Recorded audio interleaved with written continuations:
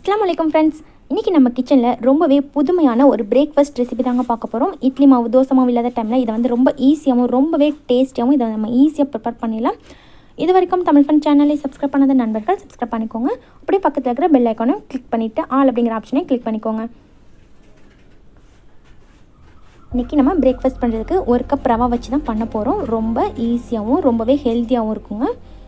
ஒரு கப் அளவுக்கு வறுக்காத ரவை எடுத்துக்கோங்க. ரவா எடுத்துகிட்டு மிக்ஸி ஜாரில் சேர்த்துக்கோங்க. இதுக்கப்புறமா பார்த்திங்கன்னா ஒரு டீஸ்பூன் அளவுக்கு உப்பு சேர்த்துக்கோங்க. கூடவே அரை கப் அளவுக்கு தயிர் சேர்த்துக்கோங்க. ரொம்ப புளிப்பு இல்லாத தயிராக சேர்த்துக்கிட்டிங்கன்னா ரொம்ப டேஸ்டியாக இருக்கும். சேர்த்துட்டு இது கூட வந்து அரை கப் அளவுக்கு தண்ணி சேர்த்து இதை வந்து நல்லா நைஸ் பேட்டராக அரைச்சி எடுத்துக்கோங்க. இப்போ இது போல் நல்லா அரைச்சி எடுத்ததுக்கப்புறமா ஒரு பவுலுக்கு மாற்றிக்கோங்க.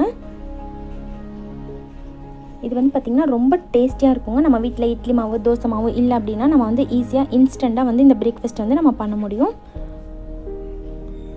இப்போ இந்த பேட்டர் ரெடி ஆகிடுச்சு. இப்போ கொஞ்சம் லூஸாக இருக்க மாதிரி இருக்குங்க. ஒரு 10 நிமிஷம் இதை ஊற வச்சோம் அப்படின்னா சரியான பதத்துக்கு வந்துடும். இப்போ ஸ்டவ் ஆன் பண்ணிவிட்டு பேன் வச்சுக்கோங்க. அதில் ஒரு டேபிள் ஸ்பூன் அளவுக்கு ஆயில் சேர்த்துக்கோங்க. கூடவே பார்த்திங்கன்னா ஒரு டீஸ்பூன் அளவுக்கு கடுகு உளுந்து சேர்த்துக்கோங்க. கடுகு நல்லா பொரிஞ்சதும் அரை டீஸ்பூன் அளவுக்கு ஜீரகம் சேர்த்துக்கோங்க.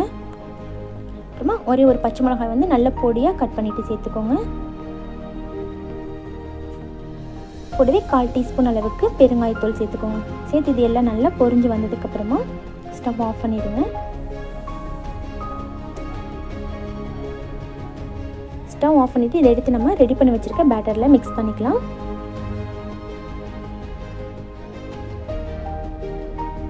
நல்லா வாசனையாக இருக்குங்க. இதே மாதிரி நீங்கள் ஒரு தடவை கண்டிப்பாக ட்ரை பண்ணி பாருங்கள்.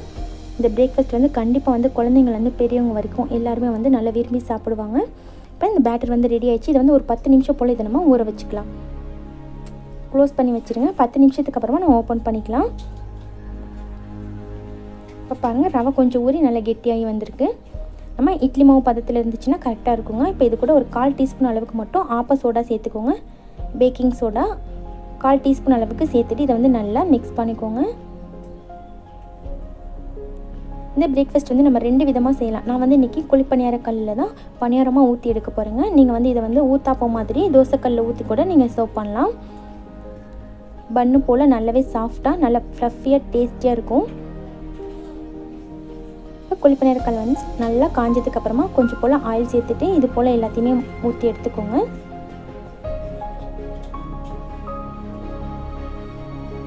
இந்த புளியில் ஒரு 3/4 வாசி அளவுக்கு நம்ம ஊற்றி வச்சோம் அப்படின்னா போதுங்க. ஏன்னா கொஞ்சம் வெந்து நல்லா பொங்கி வரும். 5 நிமிஷம் க்ளோஸ் பண்ணி வச்சுட்டு அதுக்கப்புறமா இதை நம்ம திருப்பி விட்டுக்கலாம். மேலே கொஞ்சம் போல் ஆயில் சேர்த்துட்டு திருப்பி விட்டுக்கோங்க.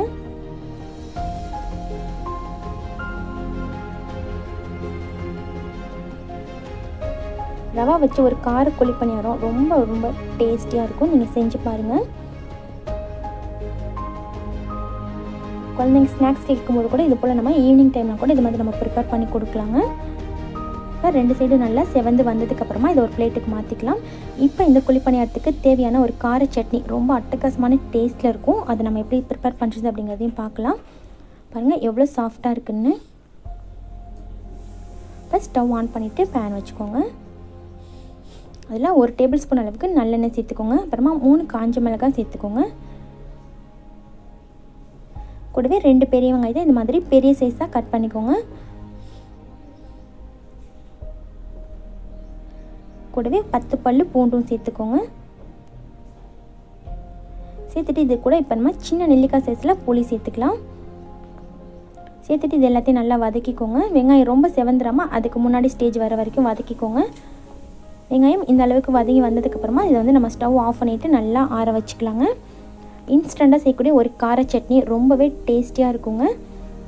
இப்போ இந்த மிக்ஸி ஜாருக்கு மாற்றிட்டு கொஞ்சம் போல் உப்பும் தண்ணியும் சேர்த்துட்டு இதை வந்து நல்லா நைஸாக அரைச்சி எடுத்துக்கலாம்.